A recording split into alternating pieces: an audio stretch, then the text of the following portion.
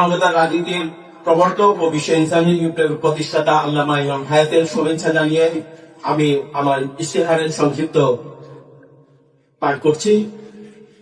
সুপ্রিয় উপস্থিতি, জীবন ও জগতের দয়াময় স্রষ্টা জীবন দিয়েছেন এবং জীবন সঠিক পথে চলা পথ ও বিধান দিয়েছেন। জীবন চলার পথ ও বিধান একদিকে জীবনকে সাফল্যের সঠিক লক্ষ্যে পৌঁছানো, আরেকদিকে জীবনকে ধ্বংসাত্মক বিষয়গুলো থেকে বাঁচানো।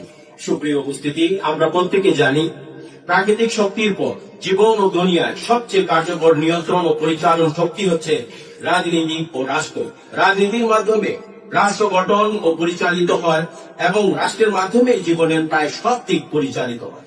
শিক্ষা ব্যবস্থা, অর্থনৈতিক ব্যবস্থা, আইন ব্যবস্থা, প্রশাসন ব্যবস্থা, বিচার ব্যবস্থা যেমন রাষ্ট্র ব্যবস্থার মাধ্যমে পরিচালিত হয়, তেমনি জীবনের নিরাপত্তা, অধিকার, স্বাধীনতা থাকবে কি থাকবে না তাও রাজনীতি ও রাষ্ট্রের মাধ্যমে নিয়ন্ত্রণ হয়। এমনকি দুনিয়ার সত্য ও মানবতার উৎস হিসেবে ধর্ম তার মৌলিক সত্যের ধারায় জারি থাকবে, নাকি ধর্ম তার সত্য ও মানবতার ধারার বিপরীতে ধর্মের নামে অধর্মের ব্যাখ্যা, মিথ্যা ও মানবতার বিরুদ্ধে ষড়যন্ত্রতার রূপ নেবে, তাও রাজনীতি ও রাষ্ট্রের চরিত্রের সাথে সংযুক্ত। সুপ্রিয় উপস্থিতি, মানবতার রাষ্ট্রের লক্ষ্যে ইসলামী বিপ্লবের নির্বাচনী ইশতেহারে আমি যতটুকু সময় পাবো এই সময়ের মধ্যে আপনাদের কাছে তুলে ধরার চেষ্টা করছি। সুপ্রিয় উপস্থিতি, আমরা আমাদের মানবতার রাষ্ট্রের লক্ষ্যে ইসলামী বিপ্লব বাংলাদেশের নির্বাচনী ম্যানিফেস্টো ভিত্তিতে জনগণের রায় যা কিভাবে এক রাষ্ট্র হবে সাংবিধানিক ভাবে সব ধর্মের, সব মতপথের, সব মানুষের সমান মালিকানা ও সমান নাগরিকত্ব ভিত্তিক সর্বজনীন মানবতার রাষ্ট্র।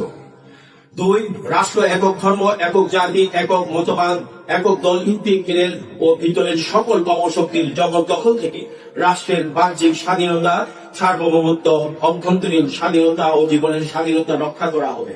প্রত্যেক মানুষ তার জীবন, বিশ্বাস, ধর্ম, মত, পথ, আদর্শ, সংস্কৃতি নিয়ে স্বাধীনভাবে চলবেন ও পালন করবেন।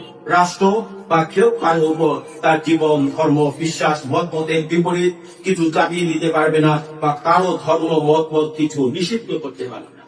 পাঁচ, ধর্মের সত্য ও ধর্মের স্বাধীনতা রক্ষায় ও ধর্মের মুক্ত প্রবাহ রক্ষায় ধর্মের নামে রাজনৈতিক ধোঁকা, প্রতারণা রোধে, ধর্মের নাম, আবেগ, অনুভূতির অপব্যবহার রোধে, ধর্মের বিকৃতি রোধে, উগ্রবাদ, জঙ্গিবাদ রোধে, ধর্মের নামে রাজনৈতিক দল ও একক ধর্মের নামে রাষ্ট্র করার ধর্মবিলাসী চক্রান্ত সাংবিধানিক ভাবে বন্ধ করা হবে। ধর্মের নামে ধর্মের আত্মিক, রাজনৈতিক, মানবিক শিক্ষা তুলে ধরার জন্য ধর্মের নামে দল, সংগঠন, সংস্থা হতে পারে, কিন্তু রাজনৈতিক দল ও রাষ্ট্র হতে পারে না। ধর্মের নামে একক ধর্ম রাষ্ট্রের জন্য নির্বাচন অংশ নিতে পারবে না। ধর্ম কোনো একক দলীয় বিষয় নয়, ধর্ম কোনো একক দল বা গোষ্ঠীর বিষয় নয়। ধর্মকে দলীয়করণ ও রাষ্ট্রীয়করণ থেকে বাঁচানোর জন্য তথা ধর্ম রক্ষায়, রাষ্ট্র রক্ষায় ধর্মের নামে দলীয় সরকার হলেও সব মানুষের পক্ষে, সব মানুষের প্রতিনিধি হিসেবে সর্বজনীন রাষ্ট্রের পক্ষে শপথ নিতে হবে। শপথ নেওয়ার পর রাষ্ট্র ও সব মানুষের বৈষম্যহীন প্রতিনিধিত্ব করতে হবে। দলীয় মতবাদ চাপিয়ে দেওয়া যাবে না। রাষ্ট্র ও রাষ্ট্রের সুযোগ সুবিধা, জনগণের হক, সম্পদ, চাকরি ও কোনো কিছুই একক দলীয়করণ করা যাবে না। রাষ্ট্রীয় সব বিষয়ে স্বচ্ছতা বজায় রাখতে হবে এবং কোনো গোপন চুক্তি করা যাবে না। সুপ্রিয় উপস্থিতি, প্রত্যক্ষ বা পরোক্ষভাবে জনগণের নির্বাচিত নন এমন কোন ব্যক্তি সরকার প্রধান বা রাষ্ট্রপ্রধান হতে পারবেন না। সকল নির্বাচন চলমান সংসদ বিলোপ করে রাষ্ট্রপতির নেতৃত্বে নির্বাচনী ইন্টারিম সরকারের মাধ্যমে হতে হবে। আর সকল রাষ্ট্রীয় সংসদ নির্বাচন মোবাইল ফোনে ভোটিং অ্যাপের মাধ্যমে যার যার ভোটার আইডি নম্বর ও পাসওয়ার্ডের ভিত্তিতে বৃত্তাঙ্গুলির ছাপের মাধ্যমে হতে হবে, যেন দেশের ভিতরের বাহিরের সব নাগরিক যার যার স্থান থেকে নিরাপদে ভোট দিতে পারে। রাষ্ট্র ও সরকার জনগণের মধ্যে ধর্ম, ভাষা, গোত্র, লিঙ্গ, বর্ণ, শ্রেণীগত কোন বৈষম্য বিভেদ করতে পারবেন না। সব মানুষের মানবিক, সার্বভিত্তিক সমান অধিকার মর্যাদা রক্ষক হবে রাষ্ট্র এবং সরকার। রাষ্ট্র ও সরকার প্রতিটি নাগরিকের জীবন, সম্পদ, ইজ্জতের নিরাপত্তা বিধান করা হবে। প্রবাসীদের সুরক্ষা ও কল্যাণে সরকার ও দূতাবাস সমূহ যত্নশীল ও দায়িত্বশীল হতে হবে।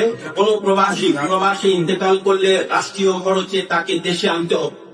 বিমানবন্দরের প্রবাসীদের আসা যাওয়া হয়রানি মুক্ত, সহজ এবং সম্মানস্বরূপ করতে হবে।